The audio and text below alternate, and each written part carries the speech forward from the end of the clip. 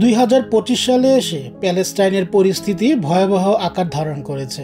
ইসরায়েলের টানা 9 মাসের আগ্রাসনে গাজা উপত্যকা এখন ধ্বংসস্তূপে পরিণত হয়েছে। নিহত হয়েছে প্রায় 40,000-এর বেশি মানুষ, যার মধ্যে শিশু ও নারীর সংখ্যা সবচেয়ে বেশি।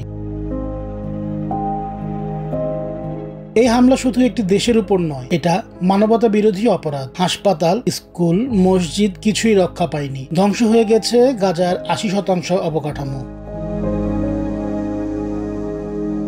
মানুষ আজ খাবার, পানি ও চিকিৎসার জন্য চিৎকার করছে। জাতিসংঘ এবং মানবাধিকার সংস্থাগুলো যুদ্ধবিরতির ডাক দিলেও ইসরায়েল থামছে না, বরং আরো বেশি বোমা বর্ষণ করে যাচ্ছে। বিশ্ব নেতারা চুপ, মিডিয়ায় খবর আসছে, কিন্তু কার্যকর পদক্ষেপ নেই। ইসরায়েলকে সমর্থন দিয়ে যাচ্ছে।